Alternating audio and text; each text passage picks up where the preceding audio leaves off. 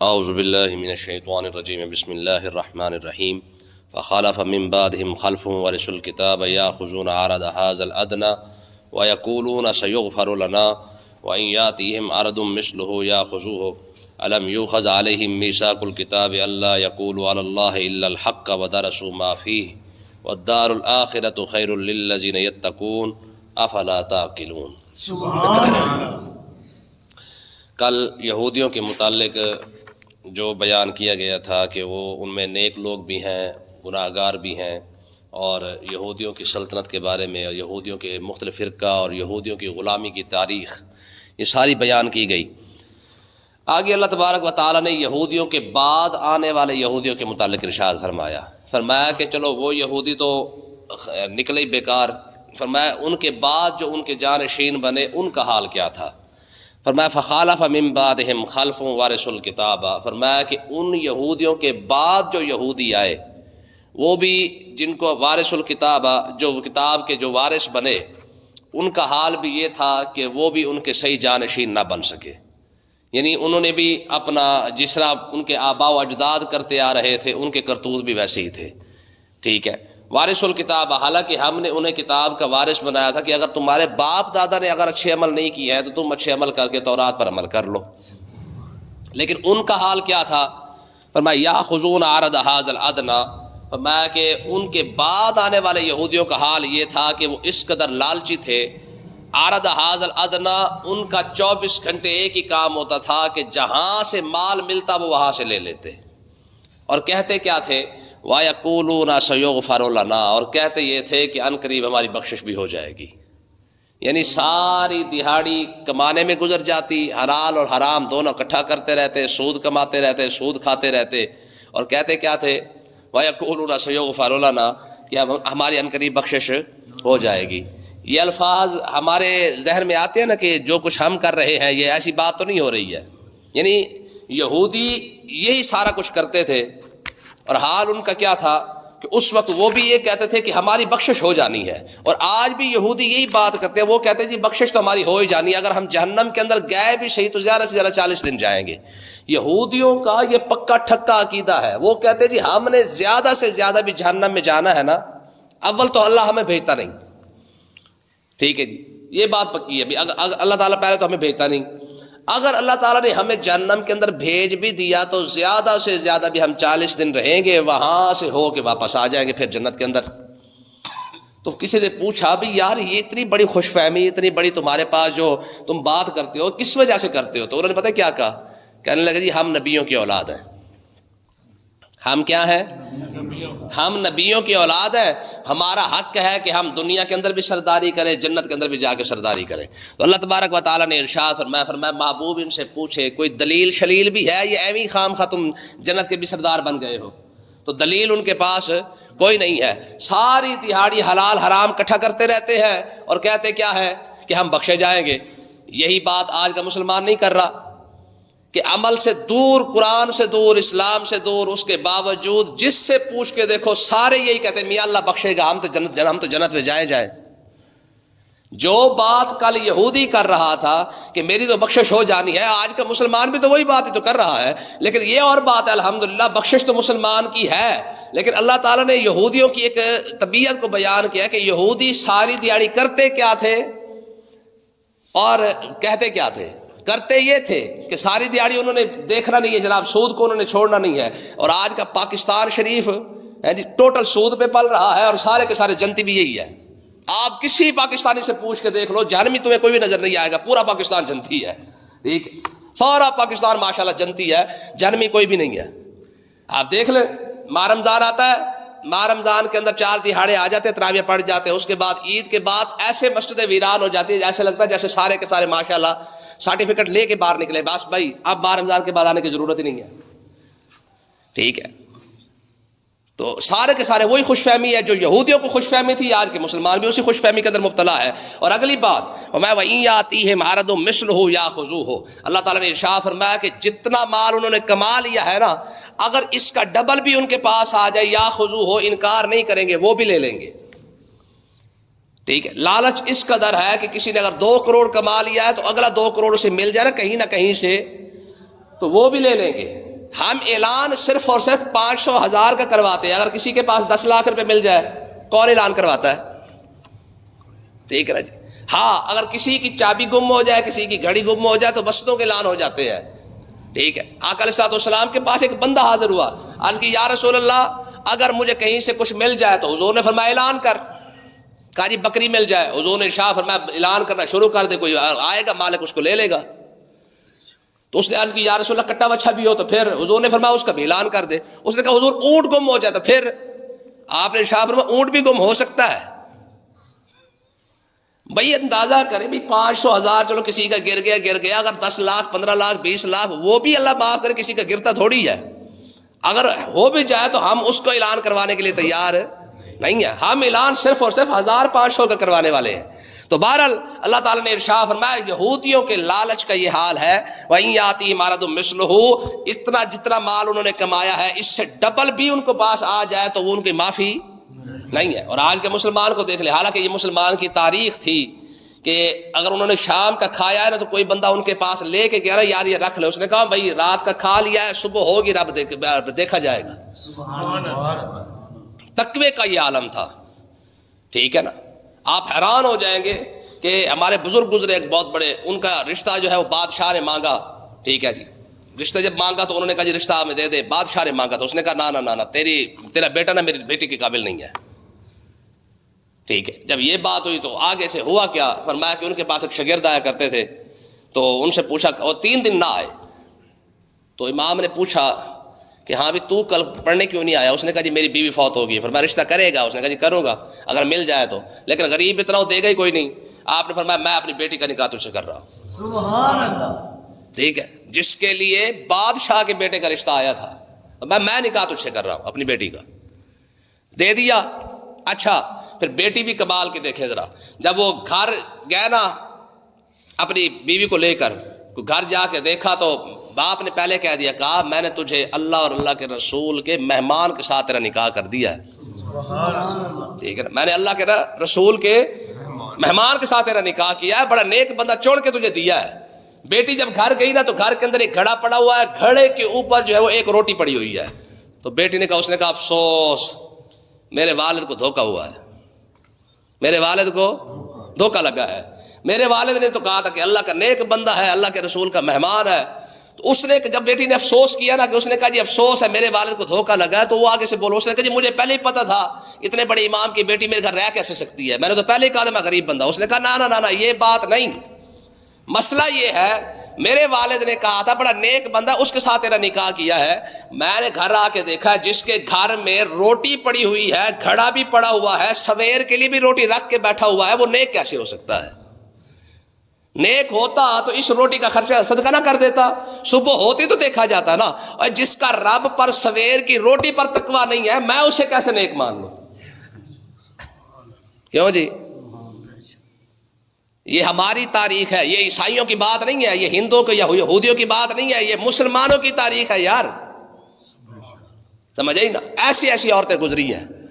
بلکہ میں پڑھ رہا تھا کہ راستے کے اندر امام شارانی رحمۃ اللہ علیہ فرماتے کہ راستے کے اندر قافلہ دیکھ رہے, بڑی بڑی عورتیں ہیں یار. قافلہ گزر رہا تھا, راستے میں شیر آ گیا تو لوگوں نے ترلے کیے, اور جناب اللہ سختی بھی کی, مارا بھی صحیح, سارا کچھ کر کے دیکھا راستے سے شیر نہ ہٹا. چپ کر کے بیٹھ گئے. جب بیٹھ گئے نا تو انہوں نے کہا کیا کرے. اندر سے پیچھے سے وہ جناب اللہ ایک عورت بولی. اس نے کہا جی مسئلہ کیا ہے؟ کہا جی راستہ شیر نے روک لیا, کیا کرے؟ اس نے کہا شیر کو جا کے کہہ دو, میرا پیغام پہنچا دو کہ وہ مائی صاحبہ کہہ رہی ہے کہ رستہ چھوڑ دے. ٹھیک ہے, رستہ چھوڑ دے. شیر انہوں نے لوگوں نے کہا جی پھر خود ہی آ کے کہہ دے. کہا تمہیں پتہ نہیں ہے کہ وہ نر ہے؟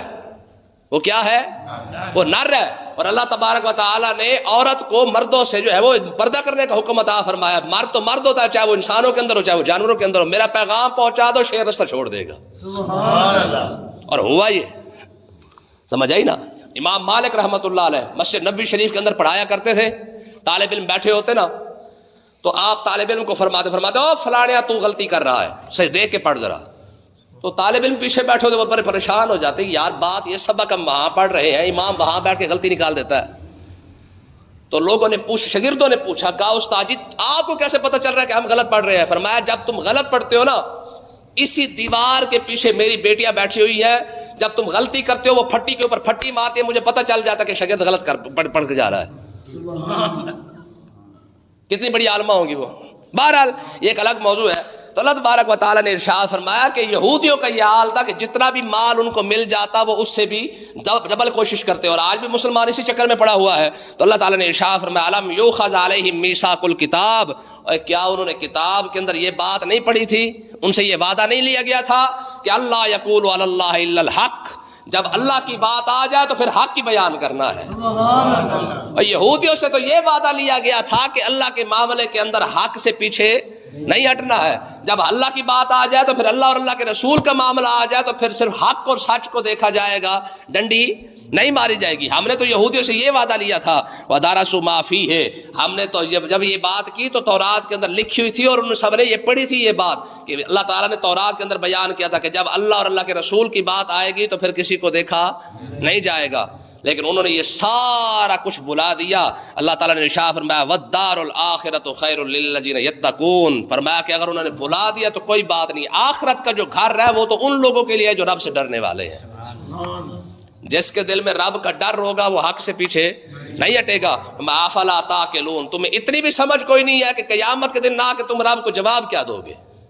اور اگلی آیت دیکھیں، فرمایا والذین یمسکون بالکتاب، فرمایا جن لوگوں نے کتاب کو مضبوطی سے تھام کے رکھا، تورات شریف کو، کیونکہ یہودیوں کی بات ہو رہی ہے، واقاموا الصلاۃ، اور نماز وہ پڑھتے رہے قائم کرتے رہے، انا لا نضیع اجر المصلحین، ہم اصلاح کرنے والوں کا اجر کبھی ضائع نہیں کرتے۔ جی اس جو اصلاح کر رہا ہے نا اس کا اجر کبھی ضائع نہیں ہوتا ہے۔ دنیا کے اندر بڑے بڑے لوگ موجود ہیں، عابد بھی ہیں، سجدے کرنے والے، تسبیح پڑھنے والے، نمازیں، زکوٰۃ، روزہ سب کچھ کرنے والے ہیں، لیکن اصلاح مصلح جو ہوتا ہے نا اصلاح کرنے والا، اس کا اجر کتنا بڑا ہوتا ہے۔ جب تک اصلاح ہوتی رہے گی اس کا اجر بڑھتا رہے گا۔ اور اللہ تعالیٰ نے ارشاد فرمایا جتنے لوگوں کی وہ اصلاح کر جائے گا اللہ تعالیٰ قیامت کا دن آئے گا سب کا اجر اسے ضرور عطا فرمائے گا۔ ہم کسی کا اجر ضائع نہیں کرتے۔ یہ بات کا مطلب کیا ہے؟ دیکھیں ہم جب کسی کو پیسے دے دیتے نا چار، ہمیں سب سے بڑا ڈر یہ ہوتا ہے پتہ نہیں واپس کرے کہ نہ کرے۔ جیسا آج کا روٹین ہے، آپ دے دے کسی کو ادھارے، اس کے بعد خود ہی دلیلیں دیتے پھرتے تھے، یار تیری مہربانی ساڑھے کم آدھے واپس کر دے۔ ہوتا کہ نہیں ہوتا؟ ٹھیک ہے، اپنے پیسے واپس مانگنے کے لیے بھی ترلا نہیں، دلیلیں دینی پڑتی ہیں کہ آپ ہمارے کام آتے، اب تو واپس کر دے۔ تو اللہ تعالیٰ نے ارشاد فرمایا یہ دنیا داری ہو سکتی ہے، ہاں جو امانت رب کے پاس رکھی ہے نا، فرمایا قیامت کا دن آئے گا رب وہ امانت تمہیں ضرور عطا فرما دے گا۔ من ذا الذی یقرض اللہ قرضا حسنا، فرمایا تم رب کو قرضہ دے کے دیکھو قیامت کا دن آئے گا تمہارا قرضہ تمہیں 10% زیادہ کر کے عطا فرما دے گا۔ ٹھیک ہے نا جی، اللہ تعالیٰ کسی کا اجر ضائع نہیں کرتا۔ اب ان کی ایک اور بات بیان کی جا رہی ہے، دیکھیں فرمایا وَإِذْ نَتَقْنَا الْجَبَلَ فَوْقَهُمْ، فرمایا یہودیوں نے جب تورات کو پڑھا نا اس کے اندر تو لکھا ہوا تھا فلانا کام ہی نہیں کرنا، فلانا بھی نہیں کرنا، فلانا بھی نہیں کرنا، فلانا بھی نہیں کرنا۔ تو اللہ تعالیٰ نے ارشاد فرمایا کہ جب انہوں نے تورات کو پڑھا تو انہوں نے کہا بھئی ہم سے یہ عمل نہیں ہوتا، ساڑھے کو عمل ہاں، کیونکہ من سلوا کھانے والی قوم تورات کیسے عمل کرتی؟ جن کو اوپر سے پکا پکایا مل رہا تھا، انہوں نے کہا بھئی ہمیں تو آسمان سے سیدھا سیدھا مل جاتا ہے، اب رہا مسئلہ عمل والا، ہم سے عمل شمل ہاں، ہم تو کیونکہ بھئی یاری کھانے والے لوگ ہیں، باری کھانے والے جلیسے اور حلوے کھانے والے لوگ ہیں، ٹھیک ہے جی، ہم سے یہ بات نہ کرے عمل شمل والی بات۔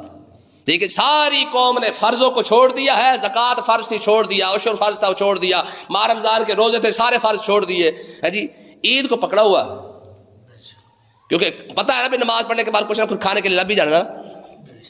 پھر ہم نے تو ماشاءاللہ دونوں عیدوں کے نام ہی بدل لیے، ایک کو میٹھی عید کہہ دیا، دوسرے کو قربانی والے کہہ، قربانی والے نہیں گوشت والی کہہ دیا ہے۔ ہر چیز کے اندر کھانا تو ہمارا مسٹ کھڑا ہوا ہے۔